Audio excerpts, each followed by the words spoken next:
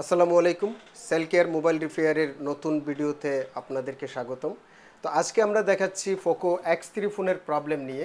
Poco X2, Poco X3, Realme C3 এই ধরনের ফোনগুলোর যে প্রবলেম হচ্ছিল সেটা আমরা 1 বছর আগে অনেকগুলো ভিডিও আমরা করেছি এবং ফেসবুক পেজে রিলিজ করেছি। আমাদের সেল কেয়ার ফেসবুক পেজে গেলে পোকো X2, পোকো X3 নিয়ে অনেক ভিডিওই পাবেন।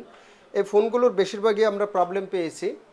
আপনি ফোনটা রাতের বেলা ইউজ করে রেখেছেন বা আপনি কিছুক্ষণ গেম খেলেছেন, হঠাৎ করে ফোনটি হ্যাং হয়ে যায় বা ফোনটি অফ হয়ে যায়, কিংবা 20 থেকে 30 মিনিট ফোনটি টানা ইউজ করলে রিস্টার্ট করে। এবং সে প্রবলেমটি শুরু হয় ফোন ইউজের নতুন কেনার পরে 11 মাস থেকে 12 মাস ইউজের পরেই ফোনের প্রবলেমটি শুরু হয়ে যায়। অতএব যারা phone Poco X2, X3 second hand বা ইউজ ফোন কেনার কথা ভাবতেছেন তারা বিষয়টি এড়িয়ে যান। কারণ পোকো X2, X3 1 বছর ইউজের পরেই ফোনের যে প্রবলেম হবে এটা একবারে মাস্ট, শতকরা 90% ফোনে এই প্রবলেমগুলো হবে।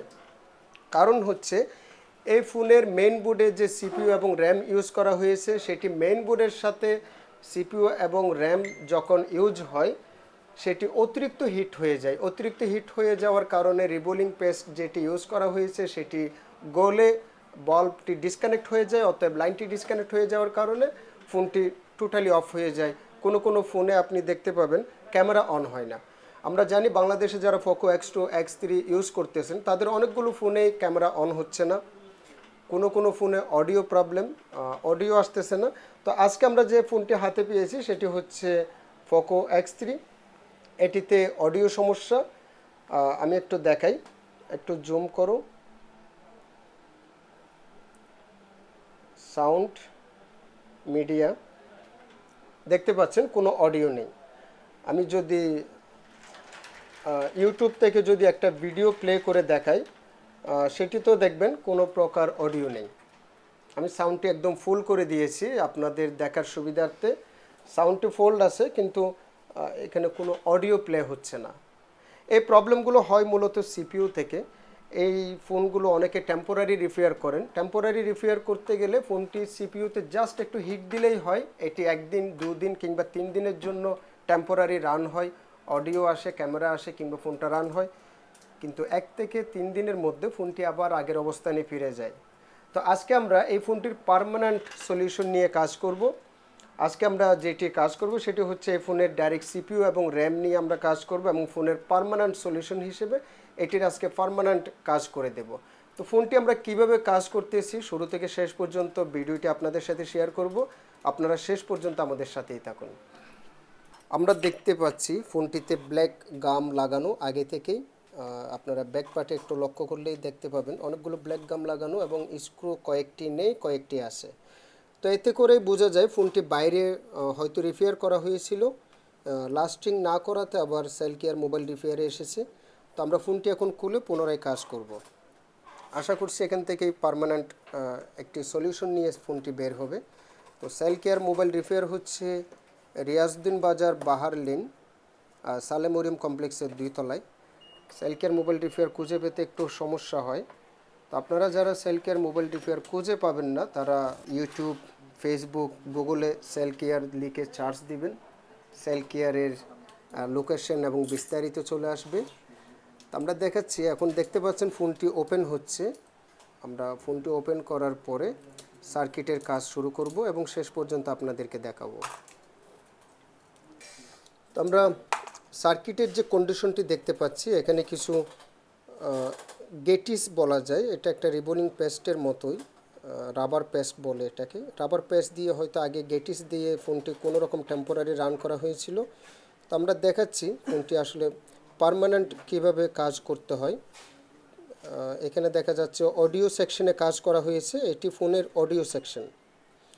তো এটি মূলত অডিও সেকশন থেকে প্রবলেম না, যদিও প্রবলেমটি অডিওর, কিন্তু অডিও আইসি থেকে কোনো প্রবলেম না।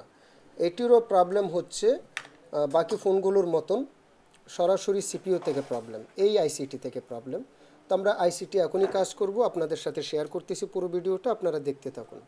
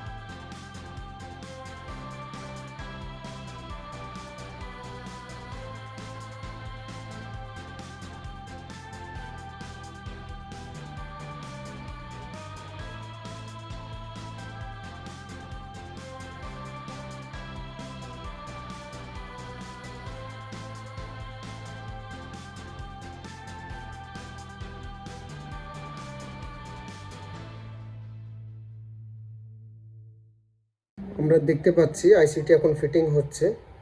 এর আগে আমরা দেখিয়েছি আইসিটি আমরা কিভাবে খুলেছি, রিবোলিং করেছি এবং ক্লিন করেছি মেন বোর্ডটি। এখন আইসিটি ফিটিং করা হচ্ছে, ইতিমধ্যে ফিটিং করা হয়ে গেল। তো এখন আমরা সার্কিটটি টেস্ট করব।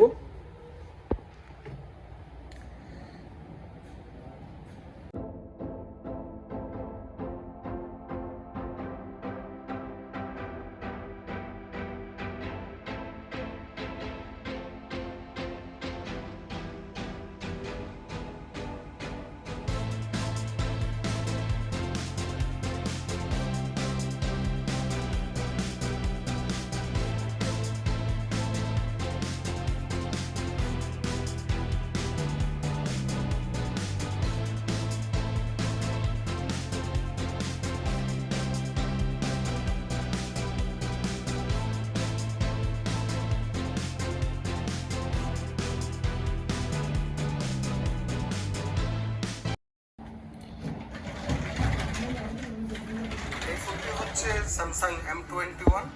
এই সিরিজের আরও কয়েকটা ফোন আছে, যেমন M3s, M30s, M30, M21, M20।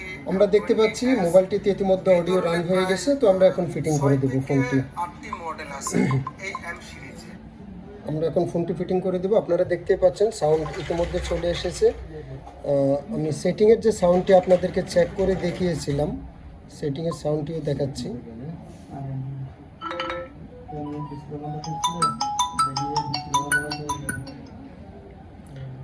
তো বলতে পারি আমরা এই ফোনটিও সাকসেস, যেটি আমরা এইমাত্র সিপিও রান করলাম।